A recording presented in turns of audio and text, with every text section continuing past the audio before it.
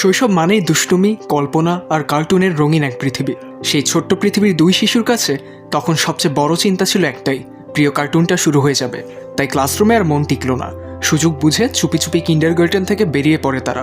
এরপর শুরু হয় তাদের ছোট্ট এক রোমাঞ্চকর অভিযান, যা পরে সিসিটিভিতে ধরা পড়ে এবং ছড়িয়ে যায় সামাজিক যোগাযোগ মাধ্যমে। ঘটনাটি অস্ট্রেলিয়ার মেলবোর্নের ইসাবেল হেন্ডারসন কিন্ডারগার্টেনের। 4 ও 5 বছর বয়সী দুই শিশু স্কুলের একটি বেড়ার ফাঁক গলে বাইরে বেরিয়ে যায়। এরপর হাত ধরাধরি করে তারা পাশের একটি আবাসিক সড়ক ধরে হাঁটতে শুরু করে। সিসিটিভির ফুটেজে দেখা যায় দুই শিশুর মুখে কোনো ভয় বা অস্থিরতা নেই। তারা যেন নিজেদের ছোট্ট এক অভিযানে বেরিয়েছে। পথচারীদের কয়েকজন বিষয়টি খেয়াল করে নিরাপদ দূরত্ব থেকে তাদের অনুসরণ করেন, যাতে কোনো দুর্ঘটনা না ঘটে। পরে জানা যায় দুই শিশুর লক্ষ্য ছিল বাড়িতে গিয়ে তাদের প্রিয় অ্যানিমেশন সিনেমা দেখা। তারা একটি বাড়িতে ঢুকে টেলিভিশনের সামনে বসেও পড়ে। কিছুক্ষণ পর এক অভিভাবক বিষয়টি বুঝতে পেরে কিন্ডারগার্টেন কর্তৃপক্ষকে খবর দেন। পরে নিরাপদেই দুই শিশুকে ফিরিয়ে আনা হয়।